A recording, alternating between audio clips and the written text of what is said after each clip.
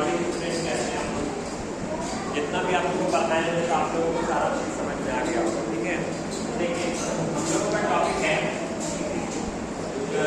Question answer पे आप लोग थोड़ा सा डिस्कस कर लिए थे, तो आज उसी के आगे का क्वेश्चन आंसर डिस्कस करेंगे। हम लोग का टॉपिक है define magnetic field.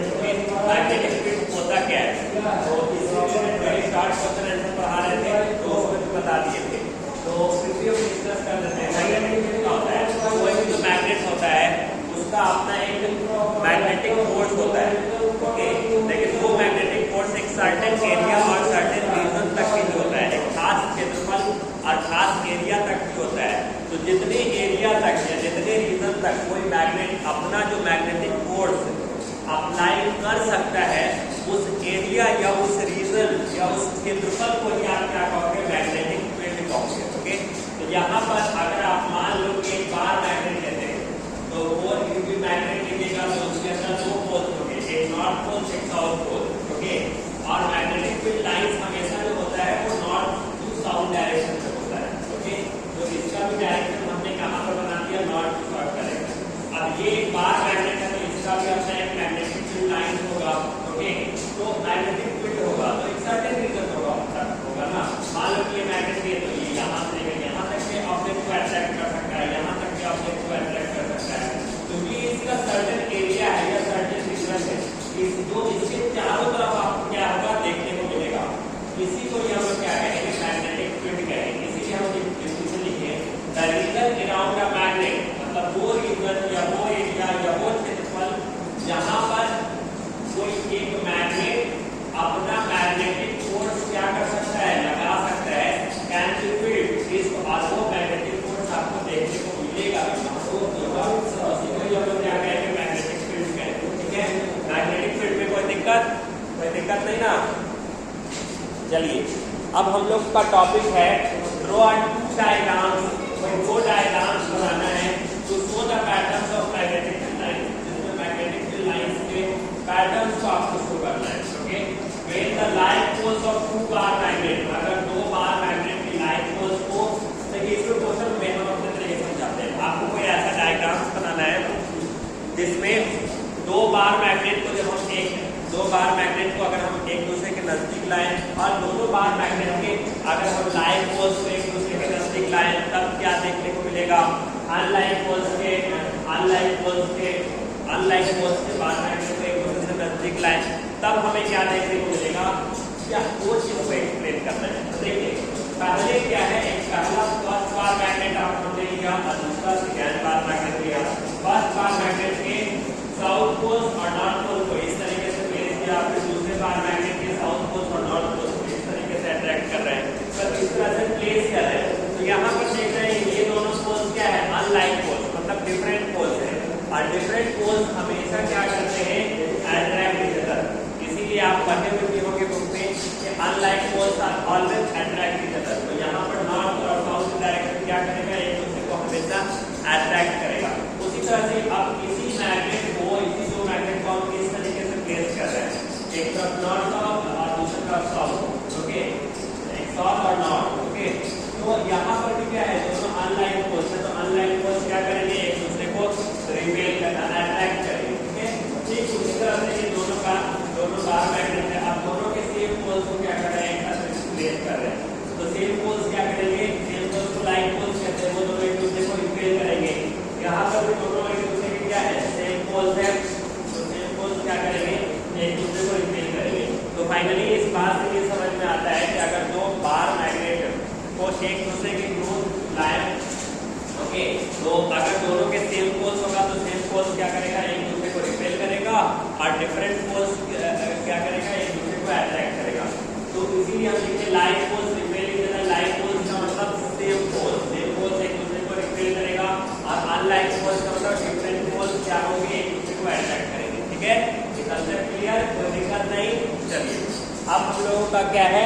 Next question है can we use a horseshoe magnet to determine the north of direction by suspending it freely?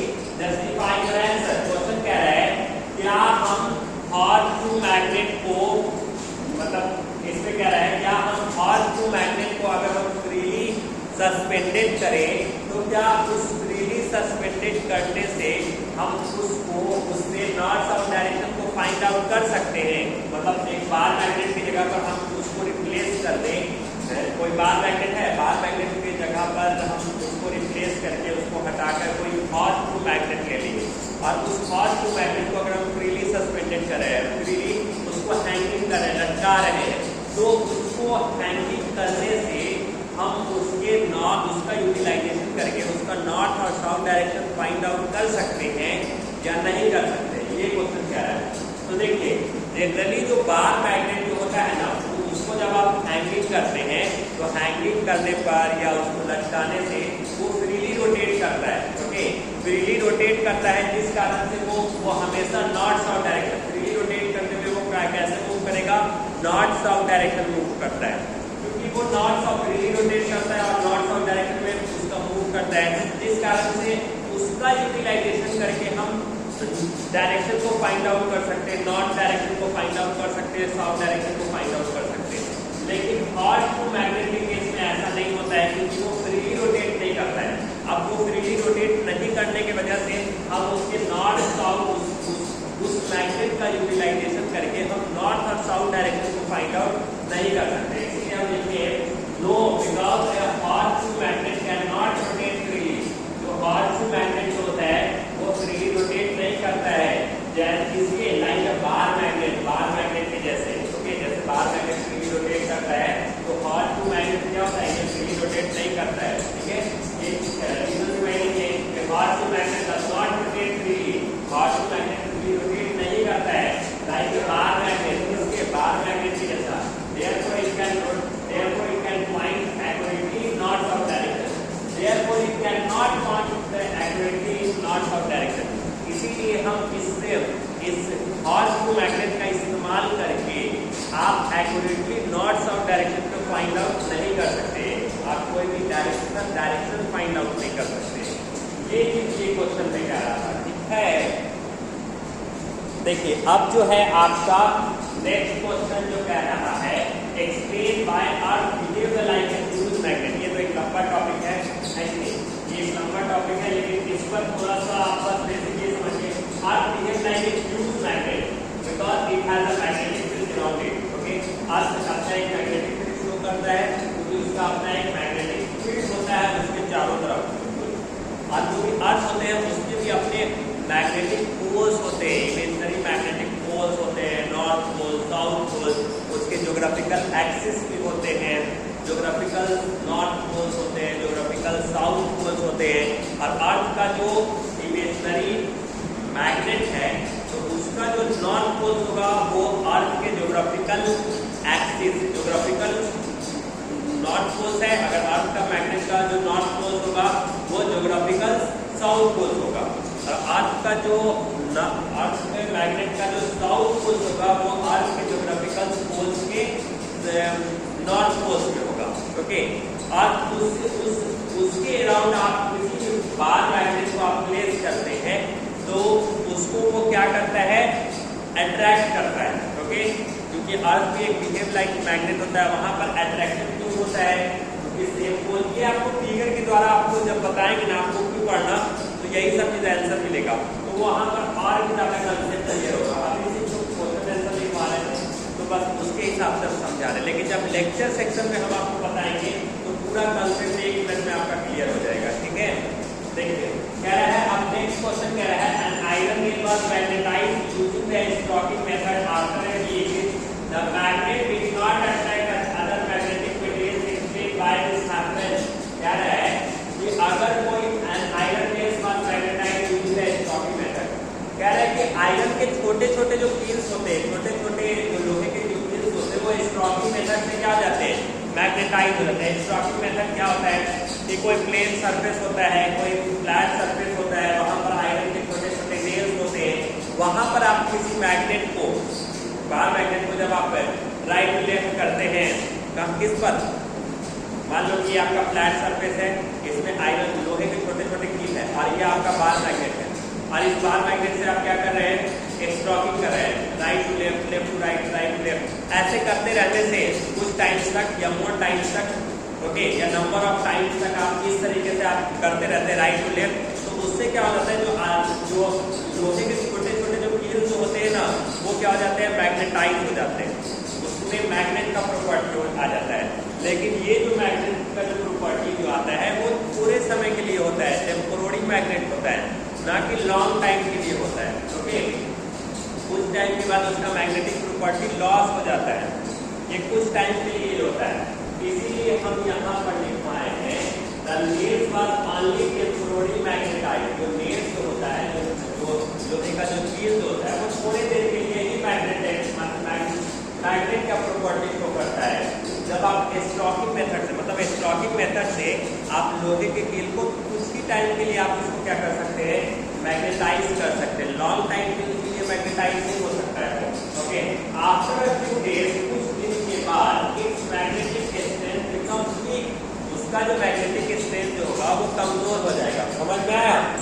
After a week it's magnetic, फिर कह रहे therefore it should not longer attract some other magnetic material, इसलिए वो other magnetic materials को attract नहीं कर पाता है, क्योंकि उसका मैग्नेटिक स्ट्रेंथ क्या हो जाता है, लॉस हो जाता है। देखिए क्वेश्चन नंबर 7 जो है, list 3 uses of magnet. Magnet का यूज कहाँ पे है, in compass to find out. Compass में किस चीज का यूज किया जाता है, मैग्नेट। आपको पता है ना मैग्नेटिक कंपास क्या होता है, मैग्नेटिक कंपास एक तरह का ऐसा इंस्ट्रूमेंट है, मतलब ऐसा सब्सटेंस है या ऐसा डिवाइस है जिसका इस्तेमाल हम डायरेक्शन को फाइंड आउट करने के लिए करते हैं कि नॉर्थ डायरेक्शन कहाँ पे है, साउथ डायरेक्शन में कहाँ पे है, ईस्ट डायरेक्शन कहाँ पे है, वेस्ट डायरेक्शन में कहाँ पे है। इसके अलावा मैग्नेटिक, इसके अलावा कंपास के नेविगेशन में, सेलर्स में, पोर्ट्स वगैरह में भी इस्तेमाल किया जाता है। इसीलिए मैग्नेटिक कंपास जो होता है वो डायरेक्शनल प्रॉपर्टी के बेस पे काम करता है। Okay, directional property. दूसरा क्या है, इन refrigerator doors keep them close. Refrigerator जो फ्रीज होता है उसका जो डोर जो होता है ना, वहां पर भी क्या होता है, मैग्नेट का यूटिलाइजेशन होता है। इन refrigerator doors keep them close. Okay, जो रेफ्रिजरेटर के जो डोर्स आप खोलते हैं, जो बंद करते हैं, वहां पर भी मैग्नेट का इस्तेमाल होता है। आपका जो स्पीकर हो गया या हेडफोन हो गया, वहां पर भी क्या होता है, मैग्नेट होते हैं, जिसकी वजह से क्या होता है, साउंड प्रोड्यूस होता है। तो ये सारी चीजें थी आपके क्वेश्चन आंसर में, जो हम उम्मीद करते हैं कि ये सारी बातें आपको बहुत बेहतर तरीके से, अच्छी तरीके से समझ में। हमने आपको सारा चीज कवर करा दिया है, तो आज के लिए बस